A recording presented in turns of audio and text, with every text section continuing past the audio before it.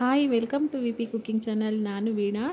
ಹಸಿ ಅವರೆಕಾಳು ಅಂದರೆ ಯಾರಿಗಿಷ್ಟ ಇಲ್ಲ ಹೇಳಿ.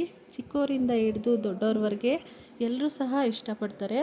ಹಾಗೆಯೇ ಹಸಿ ಅವರೆಕಾಳನ್ನ ಉಪಯೋಗಿಸ್ಕೊಂಡು ಯಾವುದೇ ಪದಾರ್ಥ ಮಾಡಿದ್ರೂ ಅಷ್ಟೇ ತುಂಬಾ ಟೇಸ್ಟಿಯಾಗಿರುತ್ತೆ.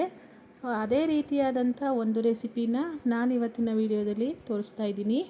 ಅದು ಅವರೆಕಾಳಿನ ಕೋಡ್ಬಳೆ.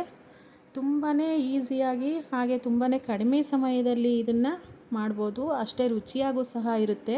ನೀವು ಮಕ್ಕಳಿಗೇನಾದರೂ ಇದನ್ನು ಮಾಡಿಕೊಟ್ರೆ ಅದು ಮುಗಿಯೋದ್ರವರೆಗೂ ತಿಂತಾನೇ ಇರ್ತಾರೆ. ಅಷ್ಟು ರುಚಿಯಾಗಿರುತ್ತೆ, ಟೇಸ್ಟಿಯಾಗಿರುತ್ತೆ. ಸೊ ಇದನ್ನು ಮಾಡೋದು ಹೇಗೆ ಅಂತ ನೋಡೋಣ ಬನ್ನಿ. ನಾನು ಮೊದಲಿಗೆ ಅವರೆಕಾಳನ್ನು ಈ ರೀತಿ ಚಿತಿಕಿಸಿ ಇಟ್ಕೊಂಡಿದ್ದೀನಿ, ಹಸಿ ಅವರೆಕಾಳನ್ನು. ಈಗ ಇದನ್ನು ಒಂದು ಪಾತ್ರೆಯಲ್ಲಿ ನೀರನ್ನ ಇಟ್ಟಿದ್ದೀನಿ. ನೀರು ಮರಳ್ತಾ ಇರಬೇಕಾದ್ರೆ ಇದನ್ನು ಬೇಯೋದಕ್ಕೆ ಇಡ್ತಾ ಇದ್ದೀನಿ.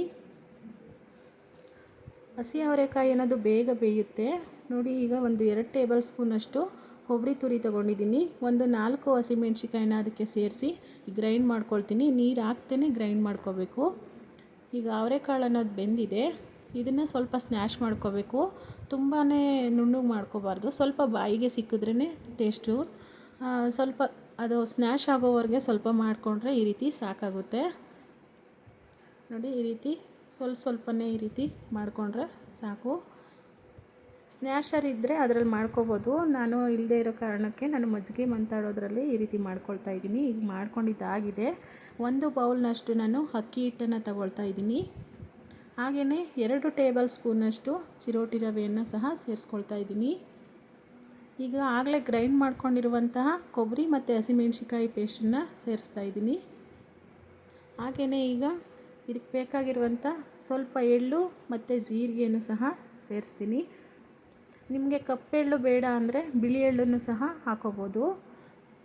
ಈಗ ರುಚಿಗೆ ತಕ್ಕಷ್ಟು ಉಪ್ಪನ್ನು ಸೇರಿಸ್ಕೊಂಡು ಚೆನ್ನಾಗಿ ಒಂದು ಸಲ ಮಿಕ್ಸ್ ಮಾಡ್ಕೋಬೇಕು. ಈಗ ಇದಕ್ಕೆ ಬೇಕಾಗಿರುವಂಥ ಎಣ್ಣೆ ಒಂದು 2-3 ಟೇಬಲ್ ಸ್ಪೂನಷ್ಟು ಎಣ್ಣೆನ ಕಾಯಿಸಿ ಇದಕ್ಕೆ ಸೇರಿಸ್ತಾ ಇದ್ದೀನಿ.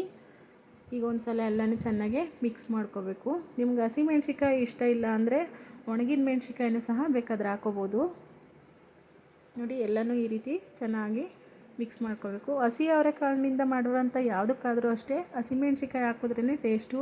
ಅದಕ್ಕೋಸ್ಕರ ನಾನು ಹಸಿಮೆಣ್ಸಿಕಾಯಿನ ಹಾಕ್ಕೊಂಡಿದ್ದೀನಿ. ಈ ರೀತಿ ಒಂದು ಸಲ ಎಲ್ಲನೂ ಚೆನ್ನಾಗಿ ಮಿಕ್ಸ್ ಮಾಡ್ಕೋಬೇಕು.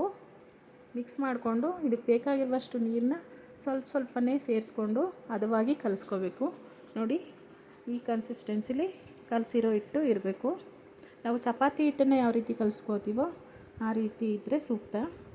ಕಲಸಿದಾಗಿದೆ. ಒಂದು ಸಲ ಇದನ್ನ ಸ್ವಲ್ಪ ಹೊತ್ತು ಬಿಟ್ಟು ಆದಮೇಲೆ ಈ ರೀತಿ ಸ್ವಲ್ಪ ನಾದ್ಕೊಳ್ತಾ ಇದ್ದೀನಿ. ಒಂದು 5 ನಿಮಿಷ ಕಲಸಿದ ಮೇಲೆ ನೆನೆಸೋಕ್ಕಿಟ್ರೆ ಒಳ್ಳೆಯದು. ಒಂದು ನಿಂಬೆಹಣ್ಣು ಗಾತ್ರದಷ್ಟು ಎಲ್ಲನೂ ಈ ರೀತಿ ಉಂಡೆಗಳಾಗಿ ಮಾಡ್ಕೊಳ್ತಾ ಇದ್ದೀನಿ ನೋಡಿ. ಉಂಡೆಗಳು ಮಾಡ್ಕೊಂಡಿದ್ದಾಗಿದೆ. ಈಗ ಈ ರೀತಿ ನಾದ್ಕೋಬೇಕು. ಕೋಡ್ಬಳೆನ ಆಕಾರ ಕೊಡಬೇಕಾದ್ರೆ ಈ ರೀತಿ ಮಾಡಿಕೊಂಡು ಈಗ ಮಧ್ಯಕ್ಕೆ ಒಂದು ಭಾಗ ಮಾಡ್ಕೊಳ್ತೀನಿ. ಈಗ ಕೋಡ್ಬಳೆ ಆಕಾರನ ನಿಮಗೆ ಬೇಕಾಗಿರುವಷ್ಟು ಗಾತ್ರದಲ್ಲಿ ಮಾಡ್ಕೋಬೋದು ನೋಡಿ. ನಾನು ಎಲ್ಲವನ್ನು ಬೇಕಾಗಿರುವಷ್ಟೆಲ್ಲನೂ ಇದೇ ರೀತಿ ಮಾಡ್ಕೊಳ್ತೀನಿ. ಕಾಫಿ ಟೀ ಜೊತೆಗೆ ಇದು ತುಂಬಾ ಚೆನ್ನಾಗಿರುತ್ತೆ. ನೀವು ಕಾಫಿ ಟೀ ಕುಡಿತಾ ಇದ್ದರೆ ಇದು ತಿಂದು ಮುಗಿಸೋದೇ ಗೊತ್ತಾಗೋದಿಲ್ಲ, ಅಷ್ಟು ಟೇಸ್ಟಿಯಾಗಿರುತ್ತೆ ನೋಡಿ. ಎಲ್ಲನೂ ಇದೇ ರೀತಿ ಮಾಡಿಟ್ಕೊಂಡಿದ್ದೀನಿ. ಈಗ ಎಣ್ಣೆ ಕಾಯ್ದಾಗಿದೆ. ಎಣ್ಣೆಗೆ ಇದನ್ನು ಬಿಡ್ತಾ ಇದ್ದೀನಿ.